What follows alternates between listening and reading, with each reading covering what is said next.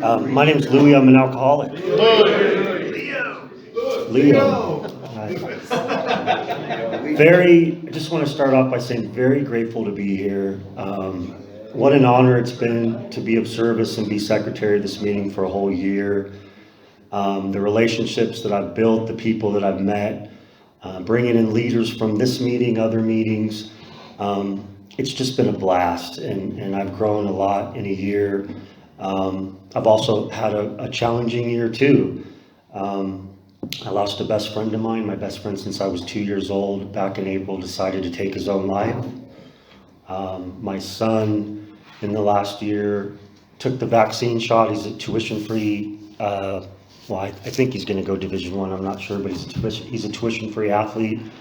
And 2 days after he took the vaccine, he was on the basketball court. His heart almost raced out of his chest. We took him to our cardiologist, and he developed that myocarditis, which is the inflammation of your heart, all due to the vaccine.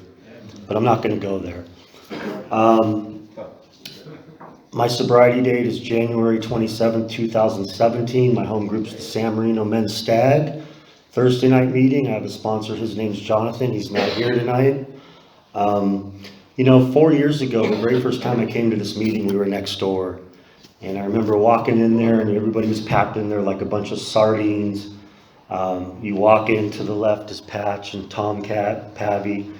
I'll never forget when Alistair was secretary in the meeting. And I remember once he saw me walk in that night, he sent me a text and he said, "Hey dude, when are you going to sit next to me and tell your story?" And so to be here for a whole year and bring in guys and have them sit next to me and tell their story has just been tremendous. And then when that pandemic hit and everybody was scrambling for meetings, I'll never forget when we went and pulled up and you guys were in the back parking lot and you guys were scrambling around, hopping around, putting flat screens on the back of flatbeds and adapting and taking care of business. And that was intriguing to me. That set an example. I was fascinated by that. And I've been coming back here ever since. So thank you. You guys know who you are. I always like by starting to say with my pitch that I'm half Irish, half Cherokee Indian. So no alcoholic tendencies here whatsoever. Growing up as a kid, my family was like, everyone would sit around and be like, "I'm sorry, we love you, you're doomed, I'm sorry, we love you." And I didn't quite know what they meant, but later on I kind of figured out what they were talking about. I can tell you that I didn't really grow up with a lot of the challenges that a lot of people you hear in these rooms. I grew up in a nice home, North San Gabriel, right on the border of San Marino. My mom always made sure we had clothes on our back. I was a good-looking kid. I had the girl. I was the quarterback. I was a straight A student. So this disease is an equal opportunist. It does not care who you are, where you come from. It will come for you. So I didn't have any of those challenges that you hear, and yet somehow I I ended up here and went off the rails, too. I grew up in a town. It's interesting because I drove through there today, and down on the street where I grew up, there was a 7-Eleven, and I was there tonight, and it's a ghost town. And when I was a kid, for instance, when I was 10 years old in 1986, that place was jumping. I mean, you had people everywhere, kids everywhere, kids in the 7-Eleven playing video games. All the stoners and long hairs in the neighborhood were cruising around. It just was a very magical time. It was a great time to grow up. My neighbor who lives 3 houses up from me, he's the gentleman, one of my best friends and neighbor that passed. He'd be in front of his house. I remember being 11 years old, and these guys were just cool. They weren't the best role models in the world, but I looked up to them. And they were out in the street throwing the frisbee and playing that game called Tips. I don't know if any of you guys remember that. Oh, yeah. And they were chugging beers, puffing on doobies, hiding beers in the bushes, doing handstands on skateboards down the street. And I was just fascinated by these dudes, and they took me under their wing. They were like a brotherhood, and they were just a bunch of partiers. They weren't bad people. And that's what you did in that time. So I started at a really, really young age. And then I remember being, like I said, I was 11 or 12 years old, and my grandfather built a back house for him to come to when he'd fight with his girlfriend. And so he'd leave the refrigerator packed full of Budweiser cans. Right. And so when I was 11 or 12, my brother, who's 2 years older than me, so when I was in 5th grade, he was in 7th grade, he had like 6 or 7 girls come over. And, little teeny boppers. I chugged 3 Budweisers in a can, and when you're 12 years old, 3 Budweisers in a can, you're going to get fucked up. And I remember what that feeling was like, and I made out with one of the girls. We ended up climbing up a tree and whatever. But it was a very fun night. I don't have any regrets for some of the things I did in the past. It's weird how some of those things we do when we're younger, which are alcohol related, I don't regret that stuff. That's when it was fun. So I can essentially from that point on, fast forward, all the way to when I got in here when I was 40 years old. By the end of my run, and I was doing a couple of different things. I owned a restaurant in Alhambra. It's called the Doghouse. I don't know if you guys are familiar with that. One of my good friends is still one of the partners, and I was working for an orchestra called California Philharmonic at the racetrack. We did concerts at Walt Disney Concert Hall, and then the summer events at San Anita. So I was just partying, tickets, people, tables, booze, along with the restaurant. And so I was like this big kid, put my family on the back burner, have 2 beautiful boys and a wife. I was able to keep them. And by the time by the end of my run, I had lost everything. My wife had thrown me out. She moved. My kids were upset. My business was gone. So I took the $3,500 I had to my name and I drove to State Line. Said, fuck it. And I think it lasted me about 6 or 7 days to butter through that money, and I was cooked. And so I drove back here to San Gabriel. I was using I was using other things, let's just say, I was spiraling out of control. And I went down, I was living my mom basically said, look, dude, here's the keys to my Mercedes-Benz, get your shit together. I said, Mom, please let me stay in the garage, you just in the garage. She said, off you go. And that was the best thing my mom ever did for me, because if she didn't do that, I don't know if I would have got sober. And there was a lady, a transient, a bum. And for the longest time, I would give her cigarettes. And I'd always give her 2. Here, take 2. I'd always help her out. And on that particular night, I was so disheveled. I walked up to her, and this is my bottom. Everybody else has their bottom. I got a cousin in New York. His bottom, he fucked a fat chick, right? Me, all the rails had to come off. Right? So I went up to this gal and I said, can I have a cigarette? And I was in such a bad place that here was the guy that had been helping her. I don't know, I'd known her 25 years. She couldn't even look at me, and she said, take 2. And that was my rock bottom moment. That'll do it. And so to this day, 2 cigarettes.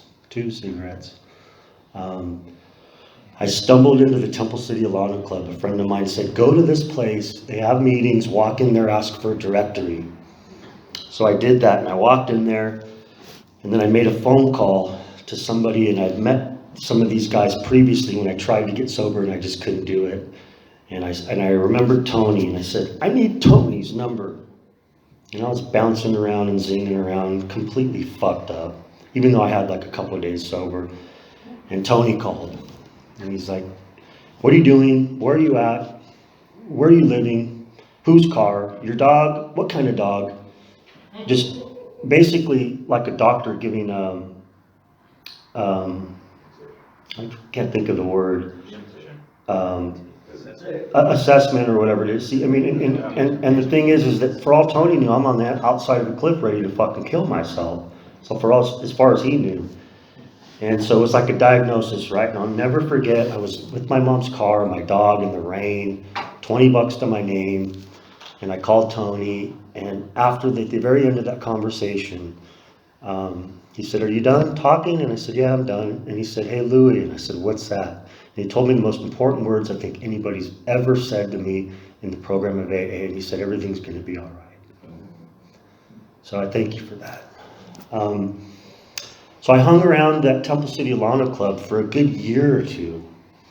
I just hung around on that gut-wrenching fear, right? I knew the ramifications of what would happen if I started drinking, but I wasn't working a program. I'd adopted a few, principles along the way, and was kind of hanging in there, but had zero spirituality. I kept asking X-Ray John, "Help me, John, help me." And he would say, "Well, have you read the first 164? I'd say, "Oh, we'll get to it." A week would go by. "John, will you help me? Have you read the first 164? Finally, John's like, "Are you fucking illiterate?" That's what he tells me. So I said, "All right, dude, the couch." So we sat down on the couch and we pulled out that book and I started reading. And we went through the doctor's opinion, and then any word I didn't understand, he'd have me look up. And his reasoning behind that was, if I'm going to help you, you need to know what the fuck we're talking about.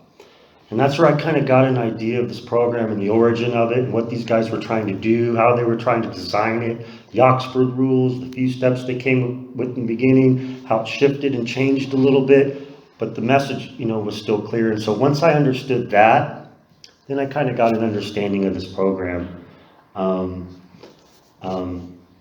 So I understood that I was powerless over alcohol. I understood step 2, came to believe that, I think that anybody that goes to a meeting for the first time, and I think that if you come back, you've done a step 2 and you don't even know it, right? Why else would you come back if you didn't think something bigger than yourself could help you? But then the third step, and I knew after a couple years of being sober, I wasn't going to make it. I just knew it in my heart. I had to double down. I had to switch up gears. Going around, hanging out at meetings in the fellowship was not going to cut it. So I asked one of the gentlemen in my home group if he would sponsor me. My sponsor today, I call him Slash, because he's a best friend / spiritual advisor / mentor / bro / father figure. And when we got to that third step, we went up to the monastery in Sierra Madre where he's taken sponsees before. And for the very first time, I got down on my knees and I prayed to God and I said, "Do what you will." And for me, that third step changed everything immediately. I was no longer keeping score. I was no longer holding on, to these resentments that we have. I put the weaponry down. I wasn't at war with anybody, and I just said, "Do what you got to do." And I'd gone to church. The first time I'd done that since probably 7th grade when I was in church camp. So that's what I did, and everything changed. I've been off and running ever since. We did, finished all the steps. I tell people, and I share with my sponsor, I'm so sorry that I have to mention that word to you, father figure. I don't mean to lay that on you. And he's like, "I'm honored." And he told me that third step we did was just as powerful for him as it was for me. And the reason I say father figure is because I've never been given more sound advice from a grown man on a daily basis in my entire life. Now, after 5 years of being with him, I don't need to call him every day. We call 2 or 3 times a week. Now it's my job to reach out to somebody else. And in the meantime, he's working with the new sponsee as well, right? We get to the other side of this thing. What it's like today, I get to be a proud dad. Like I said, I got 2 kids in college. I was able to keep the wife. We don't always keep them. I was able to keep mine. I get to be a sober, present dad. I don't know if I guys mentioned to you earlier, when I was a kid, I used to play soccer at a really, really high level. That was kind of my regret, not fulfilling that. I play in an over 40 adult league where they named me captain of other grown men in small shorts. All because I was willing to do, I wasn't going to let anybody tell me what I could or couldn't do when it came to sobriety this time. Not my mom, not my siblings, not my former coaches. I knew I wanted to be somebody of consequence when it came to sobriety this time, and I wasn't going to let anybody tell me any different. So to tie it all up with a bow, if you're willing to put the work into this thing, you can be anything you want to be. I'm living proof of that. And I'm going to leave you guys with this. Sobriety 2023 is a mindset about growth. It's about rediscovering your problems, your passion, and protecting the lovely people in your life. It's about developing a calmer you, one with more confidence and determination to be the best version of yourself. You got this. I'm wishing all of you a happy new year. Seriously, let's go out and get it fucking done. Thanks. Right on.